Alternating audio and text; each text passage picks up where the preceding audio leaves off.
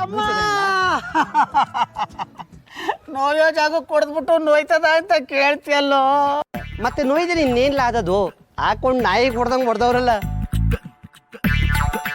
ನಾಯಿ ಹೊಡೆದಂಗೆ ಹೊಡೆದಿರೋ ತಡ್ಕೋತಿದ್ದ ಕಡ್ಲ, ಆದ್ರೆ ಉಚ್ತಾಯಿ ಹೊಡೆದಂಗೆ ಹೊಡೆದಾಕ್ಬಿಟ್ಟಾರೆ. ಅದಕ್ಕೆ ಕೇಳಿ ತಡ್ಕೊಳಕ್ ಆಯ್ತಿಲ್ಲ.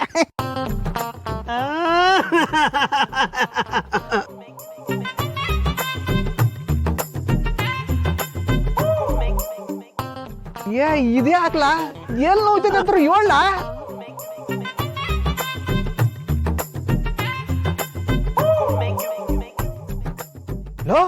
ಹಾರ್ಟ್ ಅಟ್ಯಾಕ್ ಏನಾದ್ರು ಆಗ್ಬಿಟ್ಟಿದೆಲ್ಲ. ಬಾಲ ಆಸ್ಪತ್ರೆಗೆ ಎಂಟೋಗಮ್ಮ. ಏಯ್ ಬಾಯಿ ಮುಚ್ಕೊಂಡಿರಲ್ಲ. ಹಾರ್ಟ್ ಅಟ್ಯಾಕ್ ಇಲ್ಲ, ಹಾಸ್ಪಿಟ್ಲು ಇಲ್ಲ.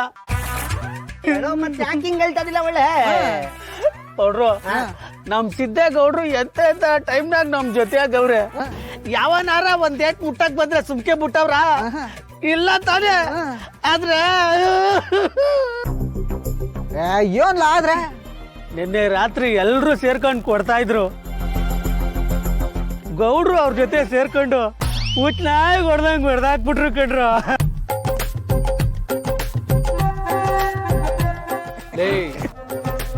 ಅಳ್ಬೇಡ, ಸುಮ್ಕಿರ್ಲ. ನಾನೇನ್ ಬೇಕು ಅಂತ ಹೊಡೆದ್ನೆ. ಆಗ ಏನ್ ಮಾಡ್ಬೇಕು ಅಂತ ನನಗೂ ಗೊತ್ತಾಗ್ನಿಲ್ಲಕಲ್ಲ. ಬೇಜಾರ್ ಮಾಡ್ಕೊಬೇಡ, ಸುಮ್ನಿರ್ಲಲ್ಲ. ಒಡೆಯೋದು ಹೊಡೆದ್ಬಿಟ್ಟು ಬೇಜಾರ್ ಮಾಡ್ಕೋಬೇಡ ಅಂದ್ರೆ ಆಗ್ಬಿಟ್ಟತ. ಸುಮ್ಗಿರ್ಲ, ಅಳ್ಬೇಡ ಬಸಿಯ. ಗೌಡ್ರೆ ಪಾಪ ನಂದ ಒದೆ ತಿನ್ಬಿಟ್ಟು ಮನ್ಸಿಗೆ ಸಾನೆ ನೋವಾಗ್ಬಿಟ್ಟದೆ. ಇದೇ ಖುಷಿಗೆ ಪಾರ್ಟಿ ಕೊಡ್ಸ್ಬಿಡಿ. ಆಯ್ತು ಬಿಡ್ಲ, ಕೊಡ್ಸು.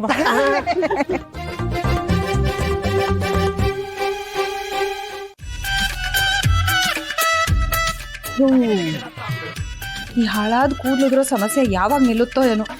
ನನ್ನ ಕೂದಲು ಹೋದಾಗ್ಲೂ ಜೀವ ಬಾಯಿ ಬಂದಾಗ ಆಗುತ್ತೆ. ಏನಪ್ಪ ಮಾಡ್ಕೋ. ಏನು ಇಲ್ಲೂ ಬರೀ ಗೊಣಗೋದೇನಾ? ಗೊಣಗೋದಿಕ್ ಆ ಜಾಗ ಈ ಜಾಗ ಅಂತ ಇದ್ಯಾ? ಏನೋ ಅವ್ನ ಕಷ್ಟ ಸುಖ ನಾನು ಹೇಳ್ಕೊತೀನಪ್ಪ. ಏನು ಅಂತ ದೊಡ್ಡ ಸಮಸ್ಯೆ ಆಗೋಗಿರೋದೀಗ? ಏನು ಅಂತ ಹೇಳಿ ಸಿಂಚನ, ಈ ತಲೆ ಕೂದಲು ಗಟ್ಮುಟ್ಟಾಗಿರ್ಲಿ, ಚೆನ್ನಾಗಿ ಬೆಳಿಲಿ ಅಂತ ನಾನ್ ಮಾಡಿರೋ ಆರೈಕೆ ಇಲ್ಲ. ಆದ್ರೂ ಏನು ಪ್ರಯೋಜನ ಆಗ್ತಿಲ್ಲ. ಕೂದಲೆಲ್ಲ ವೀಕ್ ಆಗೋಗಿದೆ. ಕೂದಲಲ್ಲಿ ಪ್ರೋಟೀನ್ ಕಡಿಮೆ ಇರೋದಕ್ಕೆ ಇದಕ್ಕೆಲ್ಲ ಕಾರಣ. ಅದಕ್ಕೆ ಈ ತರ ಕೂದಲು ಸೀಳೋದು ಮತ್ತೆ ವೀಕ್ ಆಗೋದು ಆಗುತ್ತೆ. ಅದಕ್ಕೆ ಕೂದಲಿಗೆ ಪ್ರೋಟೀನ್ ಇರುವಂತ ಶಾಂಪೂನ ಯೂಸ್ ಮಾಡ್ಬೇಕು. ಪ್ರೋಟೀನಾ? ಅದೇಂಗ್ ಸಿಗುತ್ತೆ? ನಿನ್ ಗಂಡ ನೀನ್ ಕೇಳಿದ್ದನ್ನೆಲ್ಲ ತಂದ್ಕೊಡ್ತಾನಮ್ಮ. ನನ್ ಗಂಡ ಹಂಗಲ್ಲ. ಒಂದ್ ನಿಮಿಷ ಇರಿ. ಏನಂತ ಪಾಪ ಅವಳು.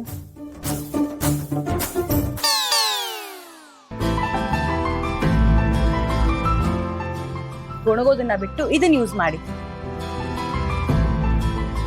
ಇದೇನಿದು? ಇದರಿಂದ ಏನ್ ಪ್ರಯೋಜನ? 40 ವರ್ಷ ಲೆಗಸಿ ಇರುವಂತ ಈ ಚಿಕ್ ಶಾಂಪೂ ಎಲ್ಲಾ ತರದ ಕೂದಲಿಗೂ ಪ್ರೋಟೀನ್ ನೀಡುತ್ತೆ. ಅಗಸೆ ಬೀಜ, ಬ್ಲಾಕ್ ಟೀ ಹೊಂದಿರುವುದು ಕೂದಲನ್ನ ಡಬಲ್ ಸ್ಟ್ರಾಂಗ್ ಮಾಡಿ ಕಪ್ಪಾಗಿ ಹೊಳೆಯೋಂಗ್ ಮಾಡುತ್ತೆ. ಇದು ನಿಮ್ ಕೂದಲಿಗೆ ಬೆಸ್ಟ್ ಪ್ರೋಟೀನ್ ಥೆರಪಿ. ತಗೊಳ್ಳಿ. ಥ್ಯಾಂಕ್ ಯು ಮಾ. ಆದ್ರೆ ನೀನ್ ನನ್ಗೋಸ್ಕರ ಶಾಂಪೂ ಎಲ್ಲ ಕೊಡ್ತೀಯಾ? ಒಳ್ಳೇದ್ ಮಾಡೋದು ತಪ್ಪು ಅಂದ್ರೆ ಏನ್ ಮಾಡ್ಲಿ? Thank you. ವೆಲ್ಕಮ್.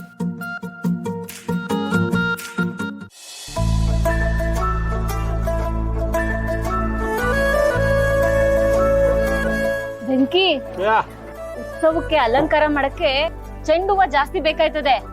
ಅದನ್ನ ಚಿಕ್ಕಬಳ್ಳಾಪುರದಿಂದ ತರಕ್ ಹೇಳ್ಬಿಡ್ತೀನಿ. ಹಿಂಗ ತಕ ಬಂದ್ರೆ ನಂಗೂ ಸ್ವಲ್ಪ ವರ್ಕೌಟ್ ಆಯ್ತದೆ. ಇನ್ನ ಮಲ್ಗೆ ಹೂವ, ರೋಜಾ ಹೂವ, ಸಂಪಿಗೆ ಹೂವ ಅದೆಲ್ಲ ರಾಜಣ್ಣ ತಂದಾಕ್ತಾನೆ. ಸದ್ಯಕ್ಕೆ ಸ್ವಲ್ಪ ಸೇವಂತಿಗೆ ಕೊಟ್ಟೋಗೋನೆ.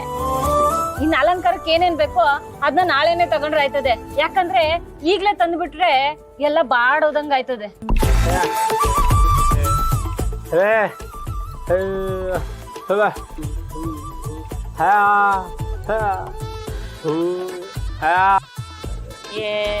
ಅದ್ಯಾವ್ ದೊಡ್ಡ ವಿಷಯ ಅಂತ ಮನ್ಸ್ ಮಾಡಿದ್ರೆ ಆಗಲ್ಲ ಅನ್ನೋದ್ ಎಂತದೂ ಇಲ್ಲ.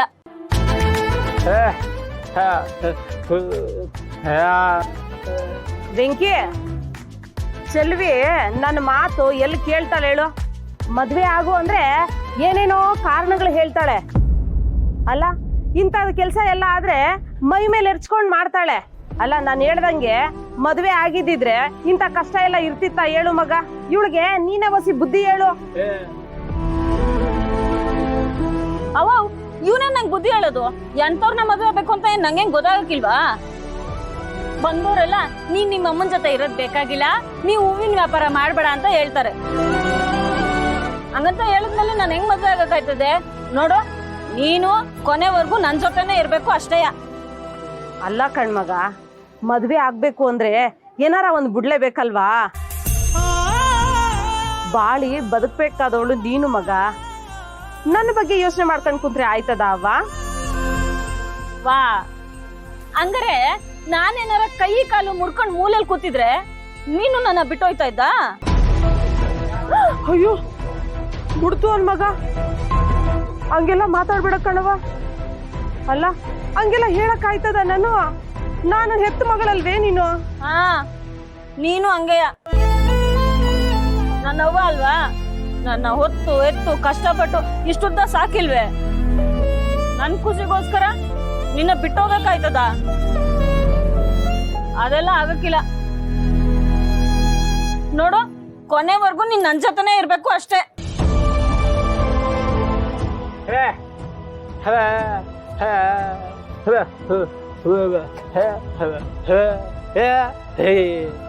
ಏ, ಹಿಂಗೆ ವ್ಯಾಪಾರ ಮಾಡ್ಕೊಂಡಿದ್ರೆ ಬೆಳೆಯಕ್ಕಾಯ್ತದ? ಇನ್ನು ದೊಡ್ಡದಾಗಿ ಹೂವಿನ ವ್ಯಾಪಾರ ಸ್ಟಾರ್ಟ್ ಮಾಡ್ಬೇಕು, ದೊಡ್ಡ ದೊಡ್ಡ ಹೂವಿನ ಆರ್ಡರ್ಗಳನ್ನ ಹಿಡಿಬೇಕು ಅಂತ ಏನೇನೋ ಆಸೆ ಐತೆ.